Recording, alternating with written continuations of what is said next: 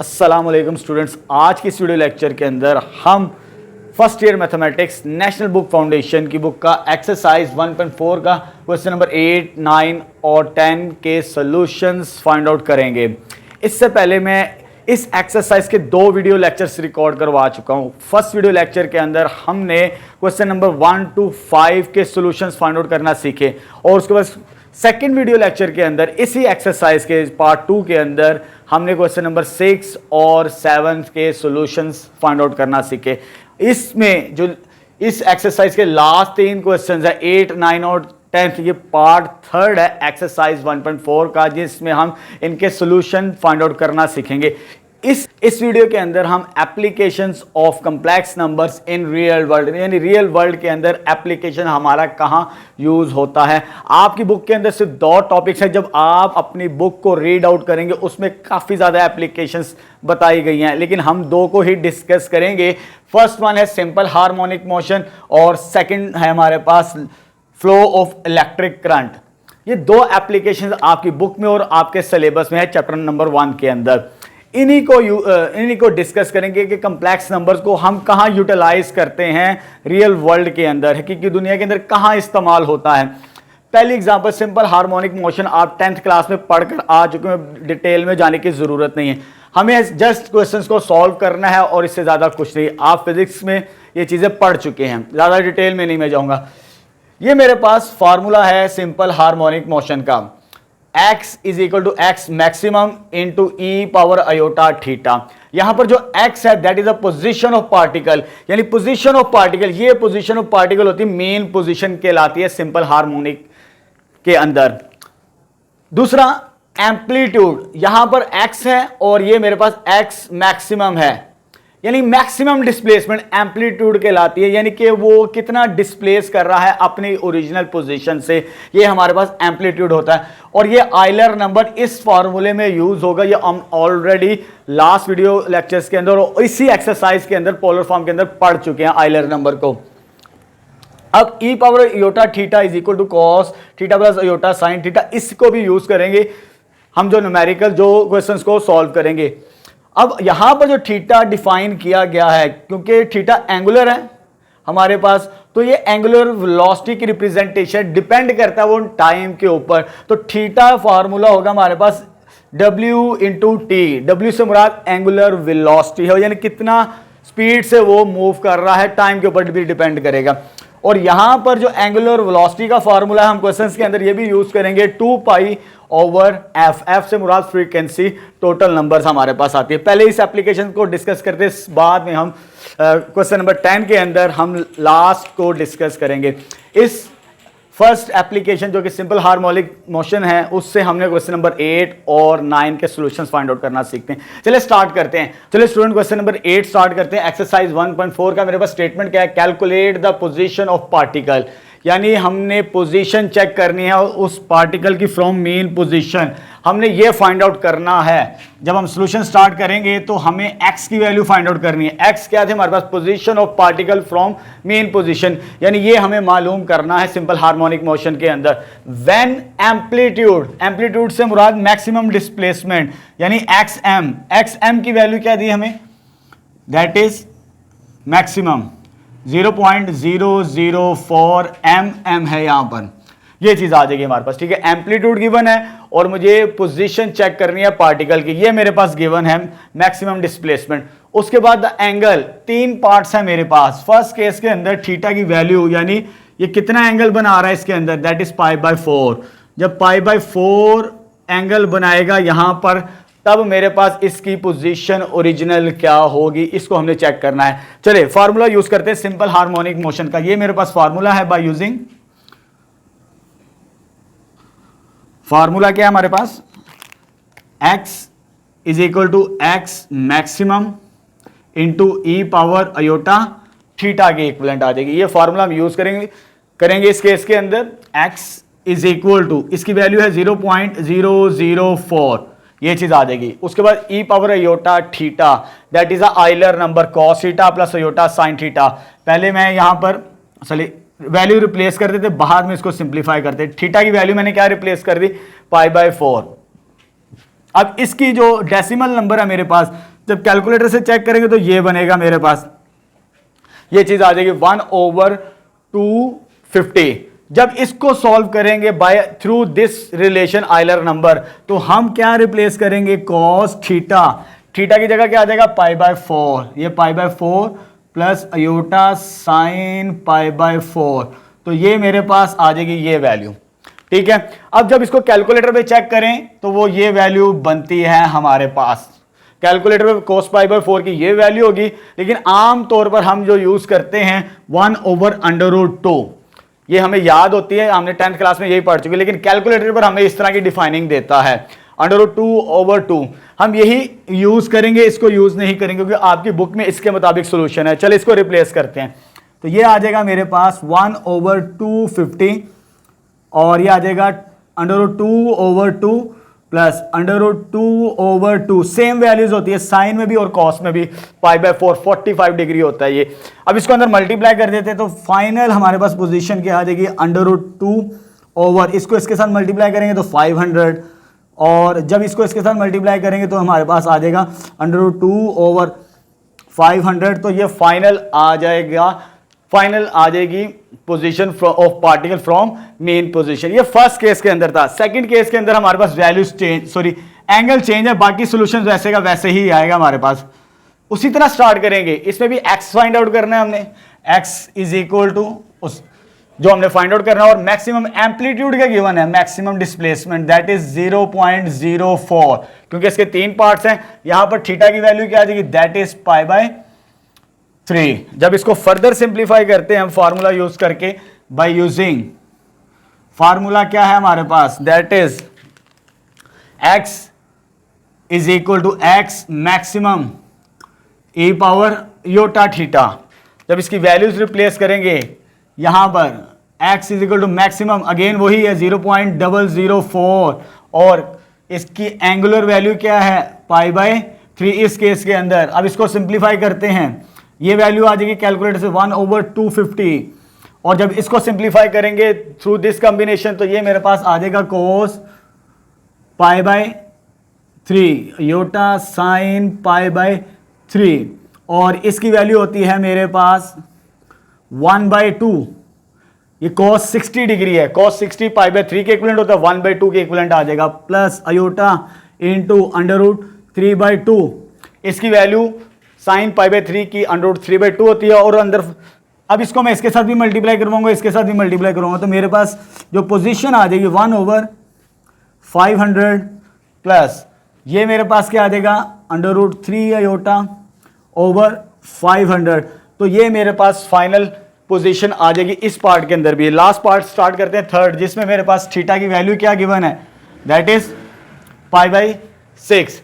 इसी तरह हमने ये फाइंड आउट करना है x, और मैक्सिमम डिस्प्लेसमेंट भी इसमें वही है हमारे पास, एम्पलीट्यूड 0.004, सॉरी यहाँ पर 004 था, इसको करेक्ट कर लीजिएगा, नीचे मैंने करेक्ट ही लिखी है, तो थीटा किसके इक्विवेलेंट आ जाएगा π/6 इस केस के अंदर। तो फाइनली फार्मूला क्या है हमारे पास, सिंपल हार्मोनिक मोशन का, बाय यूज करेंगे हमारे पास फार्मूला क्या बनता है, x is equal to x maximum और e पावर योटा थीटा।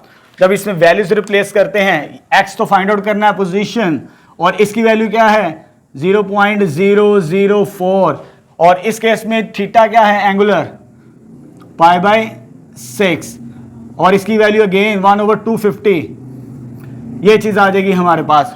उसको थ्रू दिस कॉम्बिनेशन आइलर फार्मूले में रिप्लेस करते हैं, तो ये आ जाएगा हमारे पास cos π/6 प्लस अयोटा साइन π/6, ये वैल्यूज मैंने रिप्लेस कर दी इस कॉम्बिनेशन के अंदर π/6। अब इसकी वैल्यू कैलकुलेटर पे चेक करेंगे तो 30 degree, that is √3/2 plus iota into 1/2, इसकी वैल्यू √3/2 और साइन π/6 की वैल्यू 1/2 बनती है। अब 250 को अंदर मल्टीप्लाई कर रहे हैं डिनोमिनेटर में, इसको इसके साथ भी और इसको इसके साथ भी, तो फाइनल इसके अंदर जो पोजीशन बनेगी हमारे पास √3/500, इसको इसके साथ मल्टीप्लाई करवाएंगे अयोटा ओवर 500, तो ये मेरे पास आ जाएगी पोजीशन इस केस के अंदर, जब मेरे एंगुलर की वैल्यू क्या होगी π/6। ये तो था हमारे पास क्वेश्चन नंबर 8 के complete 3 parts. Next question number 9 start करते हैं। इसमें हमारे पास स्टेटमेंट जो गिवन है, when a particle is at position x is equal to 2 plus 3 iota from its mean position. हमें मालूम है ये मीन पोजीशन यहां पर होती है x is equal to 2 plus 3 aorta.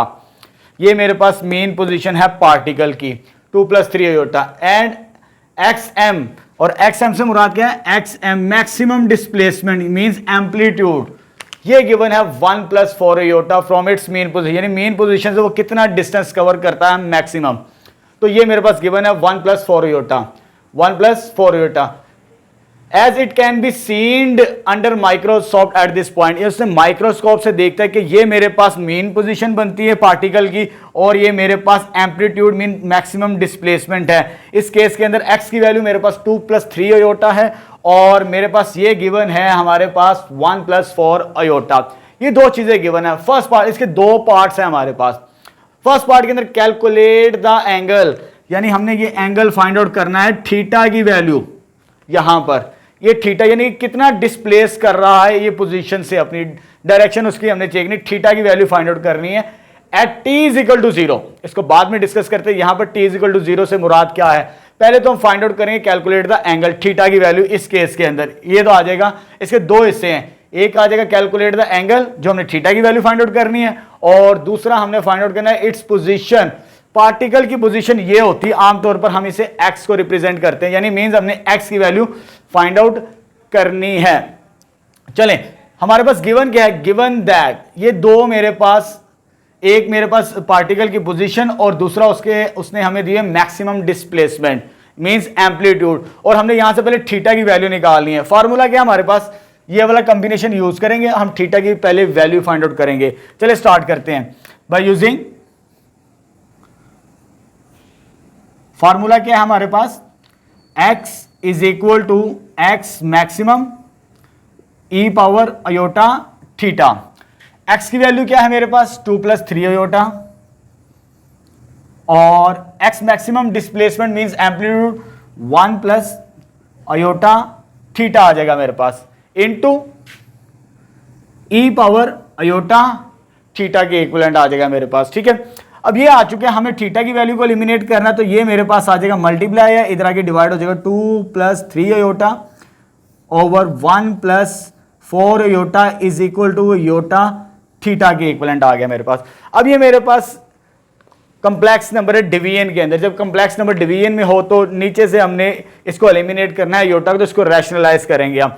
Further जब इसे हमने सिंप्लीफाई करना है तो e power iota theta is equal to 2 plus 3 iota over 1 plus 4 iota multiply by 1 minus 4 iota over 1 minus 4 aorta.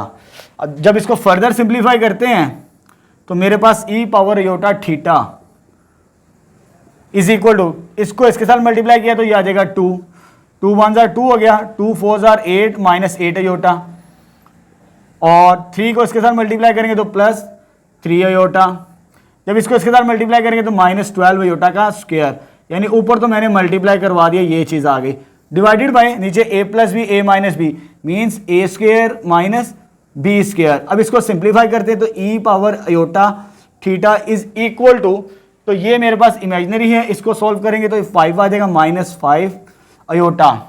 ये योटा स्क्वायर की वैल्यू -1 होती है, iota square is equal to -1, तो ये साइन पॉजिटिव हो जाएगा, plus 12 over 1 plus minus 16 iota का square आ जाएगा। अब यहां पर मेरे पास अगेन नीचे ये रियल और ये रियल, तो ये मेरे पास हो जाएगा e power iota theta is equal to 14 आ जाएगा मेरे पास -5 अयोटा, और नीचे अयोटा स्क्वायर की वैल्यू क्या होती है -1, जब -1 होगी तो प्लस हो जाएगा 16, 1 प्लस 16।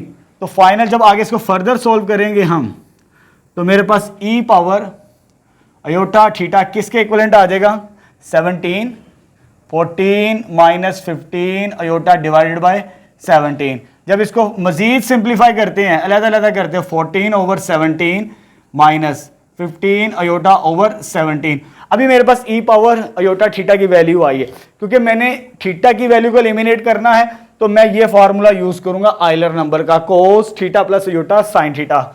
इधर वैल्यू रिप्लेस करते हैं, cos theta plus iota sine theta, ये आ गई। ये हमने कॉम्प्लेक्स नंबर सॉल्व किया था, उसके बाद सेपरेट भी कर दिया था। ये आ जाएगा 14/17 माइनस 15/17 आ जाएगी, सॉरी 5 है ये, यहां पर करेक्शन कर लीजिए, ये 5 है मेरे पास, ये 5 आ जाएगा। ठीक है, अब इसको कंपेयर करना है। जब कंपेयर करेंगे हम बाय कंपेयरिंग,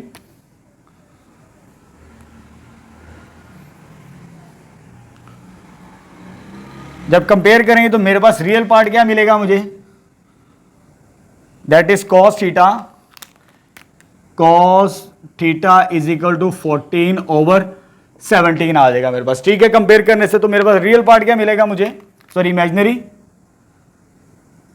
इमेजिनरी योटा का इधर साइन थीटा है और इधर योटा का -5/4, तो sine theta is equal to -5/17 आ जाएगा। यानी अभी मेरे पास cos थीटा और sin थीटा की वैल्यू आई, मुझे थीटा की वैल्यू निकालनी है। जब थीटा की वैल्यू निकालनी है, साइन को मैं डिवाइड करता तो cos इस पे, इसे फर्स्ट कह दें और इसे सेकंड, डिवाइडिंग 2/1। जब डिवाइड करेंगे तो ये टेंजेंट बनता है, tangent theta is equal to sine theta over cos theta is equal to, इसकी वैल्यू क्या है मेरे पास 14/17 और इसकी वैल्यू आई मेरे पास -5/7, सॉरी यहां पर मुझे पहले ये लिखनी है -5/17 क्योंकि साइन की वैल्यू ये ओवर 14/17, 17 के साथ कैंसर, तो टेंजेंट थीटा मेरे पास आ जाएगा -5/14। जब इसको इनवर्स फॉर्म में रखेंगे तो टेंजेंट उधर जाके इनवर्स, तो फाइनली टेंजेंट किसके बराबर आ जाएगा, इनवर्स ऑफ -5/14। ये हमारे पास थीटा की वैल्यूज होगी रिक्वायर्ड, जो कि आपकी बुक में इनकरेक्ट है, उसे करेक्ट कर लीजिएगा। करेक्ट आंसर यही है, टेंजेंट इनवर्स -5/14। यहां से हमने थीटा की वैल्यू निकाली, टेंजेंट इनवर्स -5/14। जैसे स्टेटमेंट में हमें स्टार्टिंग में पूछा गया था calculate the angle at time t is equal to 0, यानी कि हमने उसकी एंगल बताना है कि वो कितना डिस्प्लेस करता है, उसके दरमियान कितना एंगल बनता है from mean position to amplitude, ये हमने कैलकुलेट कर लिया है। आगे उसने पूछा फाइंड इट्स पोजीशन। अब यहां पर पोजीशन ऑफ पार्टिकल पूछा है कि यहां पर पार्टिकल की पोजीशन क्या होगी, लेकिन यहां पर कंफ्यूज हो जाएंगे। यहां पर हमारे पास क्या गिवन है, t इज इक्वल टू 0, क्योंकि t 0 से मुराद है बॉडी यहां पर है हमारी, कोई टाइम नहीं है। लेकिन यहां पर कंफ्यूज स्टेटमेंट है, क्योंकि बच्चे अक्सर इसको लेबल्ड कर लेंगे क्योंकि पार्टिकल की पोजीशन ये मेंशन कर लेंगे, असल में ये नहीं है।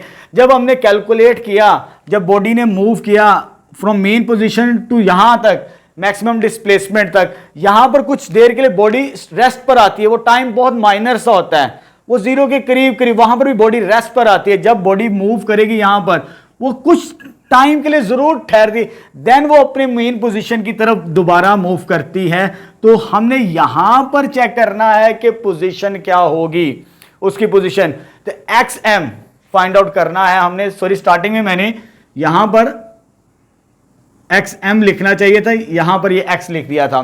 तो ये मेरे पास फाइनल आ जाएगा फॉर पोजीशन, जो पोजीशन होगी मेरे पास that is x maximum is equal to 1 + 4 iota is equal to x, ये पोजीशन ही है हमारे पास। तो ये तो था हमारे पास फर्स्ट पार्ट इसका। चलिए स्टूडेंट सेकंड स्टार्ट करते हैं। चलिए स्टूडेंट क्वेश्चन नंबर 9 का सेकंड पार्ट स्टार्ट करते हैं। इसमें मेरे पास जो पोजीशन ऑफ पार्टिकल और मैक्सिमम डिस्प्लेसमेंट सेम है, जैसे कि फर्स्ट केस के अंदर स्टार्टिंग में एक्स और एक्स मैक्सिमम की वैल्यू सेम है, वैल्यू सेम है। जस्ट हमें कैलकुलेट क्या करना है, कैलकुलेट द फ्रीक्वेंसी, ठीक है, और साथ में टाइम पीरियड गिवन है टी, स्मॉल टाइम टी। इस केस के अंदर हमें एक चीज एक्स्ट्रा गिवन है सेकंड पार्ट के अंदर। अब मैं ये सेकंड पार्ट स्टार्ट कर रहा हूं, ये आ जाएगा second part, time is equal to 2। ये तीन चीजें गिवन है और मुझे फाइंड क्या करना है, फ्रीक्वेंसी। अब फ्रीक्वेंसी यहां पर है मेरे पास, ये फॉर्मूला है, इस फॉर्मूले की मदद से मुझे फ्रीक्वेंसी फाइंड आउट करनी है। कैसे लेके चलेंगे, चलिए स्टार्ट करते हैं। सेकंड पार्ट का सॉल्यूशन यहां से, बल्कि ये आएगा सॉल्यूशन, ये सारा आएगा। अभी मैं आपको क्लैरिटी करता हूं, ये सॉल्यूशन नहीं होगा क्योंकि ये सिर्फ फर्स्ट पार्ट का सॉल्यूशन है, जब सेकंड पार्ट का सोल्यूशन निकालना है, ये हमें सारी वर्किंग करनी पड़ेगी, ये भी मैं आपको समझाता हूं। लेकिन पहले मुझे मेन मकसद क्या है, फ्रीक्वेंसी फाइंड आउट करनी है, फिर आपको क्लैरिटी ईजी हो जाएगा ये चीज भी समझना। चलिए वो फॉर्मूला लिखते हैं जी सेकंड पार्ट के लिए बाय यूजिंग, उसके बाद हम यूजिंग ये करेंगे, W is equal to 2f frequency, मुझे f कैलकुलेट करना है, और W किसके इक्विवेलेंट है, सॉरी थीटा किसके इक्विवेलेंट है, WT। अगर इसको मैं T के साथ मल्टीप्लाई कर दूं, multiplying by T both sides, जब T के साथ मल्टीप्लाई करें तो ये WT बन जाएगा और ये आ जाएगा 2 पाई TF।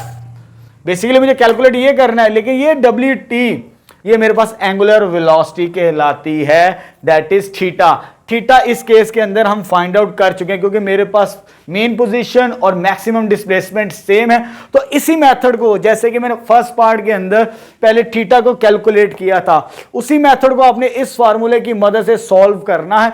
ये सारा कंप्लीट सॉल्व करने के बाद, ये मैं फर्स्ट पार्ट के अंदर समझा चुका हूं, ये मैंने कैसे थीटा की वैल्यू कैलकुलेट की। जब आपने सेकंड पार्ट स्टार्ट करना है, पहले आपको यही सारी चीजें, यही सारे स्टेप्स फॉलो करने पड़ेंगे।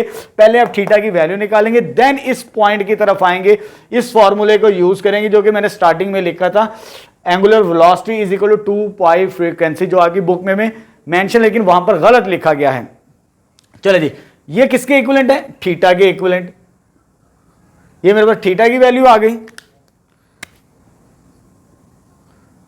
2 पाई, टी की वैल्यू इस केस के अंदर गिवन है, टी की वैल्यू क्या गिवन है, 2 सेकेंड्स। फ्रीक्वेंसी, थीटा की वैल्यू हमने कैलकुलेट की है, वो क्या ही, टेंजेंट इनवर्स -5/14, और ये हो जाएगा 4 पाई इंटू फ्रीक्वेंसी। ये मल्टीप्लाई इधर आके डिवाइड होगा, तो मेरे पास फाइनल फ्रीक्वेंसी की जो वैल्यू बनेगी 1/4 पाई, यानी ये मल्टीप्लाई है, ये इसके डिवाइजर में आएगी 1/4 पाई और इंटू टेंजेंट इनवर्स -5/14, तो ये फाइनल फ्रीक्वेंसी मिलेगी। मैं दोबारा रिपीट कर रहा हूं, सेम उसी तरह है जैसे हमने फर्स्ट पार्ट के अंदर, यही स्टेटमेंट उसमें भी गिवन थी, मेन पोजीशन की और मैक्सिमम डिस्प्लेसमेंट की।